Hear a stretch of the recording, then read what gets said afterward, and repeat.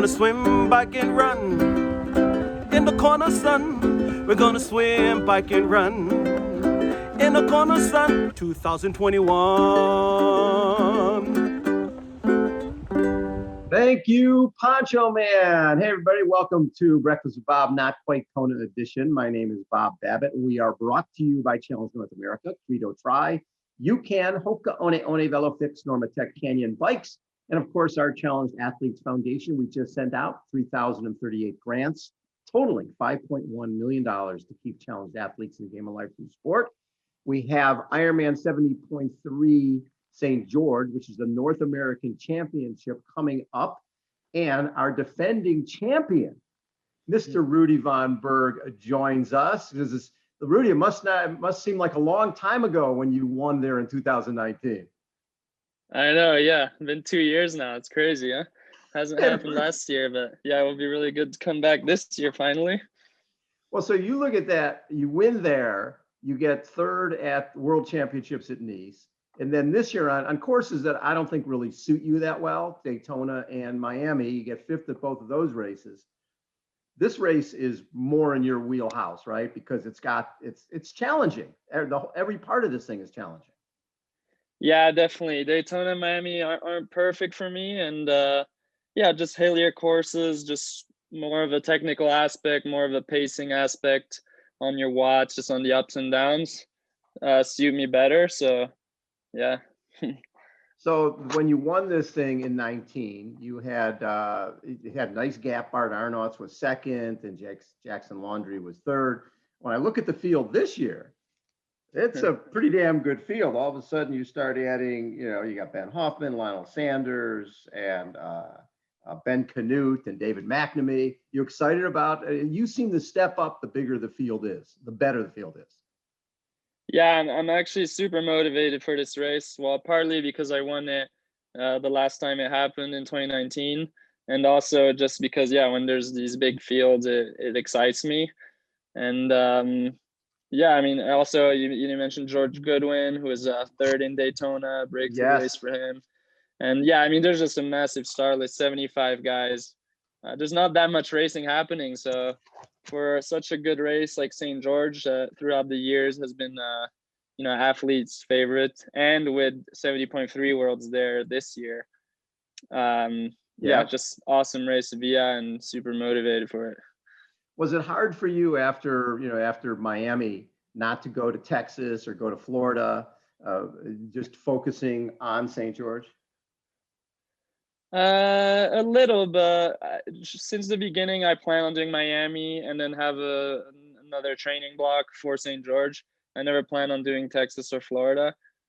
So, I mean, I'm fine with it. I'm just building for St. George. And, well, I was going to build more for the June period to be in my A game. But that was going to be Ironman France. That's not happening. Not sure what's happening in June. So St. George, I guess, becomes the A race, even though I haven't had the perfect build like I planned for June. Right. But yeah, should be in very, very good shape. For people who haven't been there before, talk a little bit about the course, because you hear, you got the Red Rocks out there, and there's crowds, and it's just one of those unique type of courses that people don't get to do that often. What makes it special? Yeah, I mean, just the scenery, honestly, is awesome. Just so beautiful with the white peaks in the back and all those red rocks and Snow Canyon. Just really beautiful backdrop. We always see those pics of St. George, and it's always up there in that canyon. I did hear the course is slightly different on the bike and run this year. They're changing it for 70.3 Worlds. So we'll see how that is. But I heard it's still as challenging, and we still go up Snow Canyon towards the end of the bike, which we'll get for some awesome pics and hopefully hurt some legs up there at the end. And but yeah, and the run also, one of the hardest runs on the circuit. It's not often that one of our races has both a hard bike and a hard run. Usually if it's got a hard bike, it's more like Nice. Nice had a flat run. For you, is it better that the run is pretty tough? I like a tough bike. Run, I don't think it matters that much, honestly, for me. Hilly or flat. You like them both? Yeah. Yeah, yeah, honestly, I don't mind. I mean, I run plenty of hills here in Boulder, Colorado in training, but I also don't mind flat runs at all. Yeah, I mostly have a preference for the bike, but the run, I don't really care. Yeah. So at this point, I think when we were chatting in Miami, it looks like that you'll be on that Collins Cup team lead in August. How exciting is that for you to be part of that? The first time this is happening. Yeah, I mean, that's pretty epic, honestly. Also, to be ranked number one in US guy right now is nice because I know pretty much it's for sure I'm going. Yes. So yeah, I mean, it's gonna be a historic event with the rise of the PTO the last few years. It's just gonna be their big new marquee event with so much media going for it. So I mean, I've already planned to be in really good shape for that, and I hope it just goes really well for the PTO. There's gonna be a lot of views, and there's gonna be a lot of buzz around it for triathlon and also about triathlon among other sports. Global viewership, all that. Right. Well, and also if you're representing the U.S. in that first potentially in that first round, it could be what you, Lionel, and Jan Frodeno. Yeah, that would be a pretty epic matchup. If I can be in top shape there and you really duke it out on camera with those two guys, that would be absolutely insane. So that is super motivating for me, and we'll already see next weekend or in 10 days how I can do against Lionel. I think he's one of the favorites. So Well, yeah, he's won there before as well. So last time we chatted, you mentioned the goal was to get to Kona, right? To race with your dad. Is that still front of mind for you? yes, but the problem is I wanted to qualify in Ironman France in June. They Mm, postponed that to September, a week before 70.3 World, so that's not possible anymore. And I'm just struggling to know what Ironman to do to qualify for Hawaii. I don't want to, for me, training for my first Ironman is almost sacred. It's like something I've been thinking of for so many years, for my whole career. So I don't want to just start training for specifically for an Ironman and then 3 weeks earlier they just cancel it, and then right. it just kind of takes out the flavor from it a little. So yeah, I Yeah, might wait next year. So you're also in a great position because you're coming in as defending champion of St. George. You've got the North American Championships again coming up, and then the Worlds are going to be on that same course. So obviously that suits you. Just focusing this year on Collins Cup and St. George sounds like it could be plenty. right, exactly. There's already plenty to look at here, and yes, indeed, St. George for Worlds, awesome course for me. Just a drive from Boulder. I could very well just focus on that and yeah, try to go for a 70.3 Worlds, which would be absolutely crazy. So Well, then you could just come over to Kona and drink little drinks with umbrellas in them and watch your dad race. exactly, yeah, be with all the athletes that are not racing and just partying and yeah, I hear that it's a fun time if you're not racing. It's much more stressful if you are. Thank God I'm not racing party Friday night. I think we can put an Exactly invite. right. That's what I was. Yeah. We'll get a hat for you. You'll be able to come to that. You'll help me put medals on people for doing nothing but drinking. Yeah. Um, Exactly. so dealing with all of everything COVID related and just trying to stay upbeat until racing came back, was that difficult for you? It was a little difficult just staying on my structured training program Yeah. with no racing coming up. Because for me, there's quite a big difference with just following the program I have and doing, just like fun training, go with friends and attack each other or just do hard. It's just, yeah, it's just quite a bit different.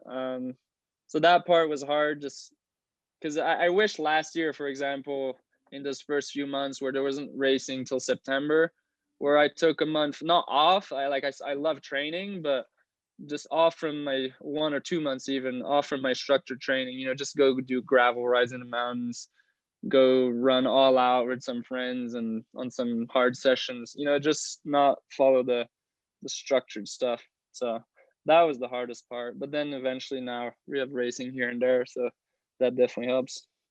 So after St. George, do you have a gap? Will you then focus on Collins Cup or you'll be doing a number of other potentially 70.3 leading in? Yeah, so I don't think there's not much in May. End of June, there's the 70.3 European champs. I don't know if it will happen, but I won there twice, 2018, 2019. Well, I guess the last two times it happened. Yeah. So that would be a really good race to go to end of June. Then beginning of July, I have the 70.3 Les Sables, which is the 70.3 of my French club, Les Sables d'Olonne, Yep. Les Sables Vendée Triathlon. And and that happened last year in September in full COVID. So I'm confident that will happen this year. And then after that, beginning of July, that's the race. And then, yeah, it'll be full focus to Collins Cup and 70.3 Worlds. Would you then stay in Europe until Collins Cup, or would you come home? Yeah, that's the thing. I haven't figured that out yet. I might come back after the race beginning of July, or I might stay there all summer. Yeah. I'm undecided. We'll have to see how things are. When you look back at your career, and I know you're still a young guy, even though you started this really young, what do you look back at as your best race, the day that you felt that was the best race you've ever had? The one best race? Yeah. Maybe 70.3 European champs in 2019 when I beat Gomez by 11 seconds. Because, yeah, I just had a very full race. Everything was max effort. I could hold that max effort the entire race. I had a solid swim. I had my highest watts ever on the bike by quite a bit. And then I followed that up with my best run ever at the time. Since then, I've ran a little faster. But yeah, it was just a stellar day for me. And Javier was the heavy favorite for that race. And there were also a lot of other strong guys. But I just rode away on the bike and then ran very solid. So I'd say that's definitely in my top 1 to top 2 best races. You are the defending champion. Do you prefer being sort of the underdog guy, or do you like the fact that, you know what, I'm defending champion here at St. George, and if somebody wants to take the title, they got to go through me? I'd like both, but yeah, maybe I do like the defending champion better, because it's kind of like, well, you won in the past, so you want to do better usually, but you can't. Well, in a way, that's not great, but it's also like, I'm the chief here, I'm the chief in town, and I'm gonna keep my crown. So it is quite motivating to know you already won and just try to go for another win. It's almost like, yeah, this is my race, and I'm gonna go for it. So that's kind of my attitude going into this race, even though the start list is slightly harder than last time, but I'm not scared of it. So No, I mean, you've raced Lionel a number of times, right? yes, and I've never beat him yet, and we'll see. I hope the fitness is good enough. That might be my first time ever beating Lionel, but we'll see. It will be tough. He's in good shape. He just won Texas. I'll have to be really on my A game to beat him. Love it. Hey, Rudy, thanks as always for taking time. It's always a pleasure to chat with you, and best of luck, man. Go defend your title. Thank you very much, Bob. Rudy Von Berg has been our guest, everybody. Again, Breakfast with Bob, not quite Kona edition. Rudy Von Berg has been our guest. Hold on, everybody. We will be right back.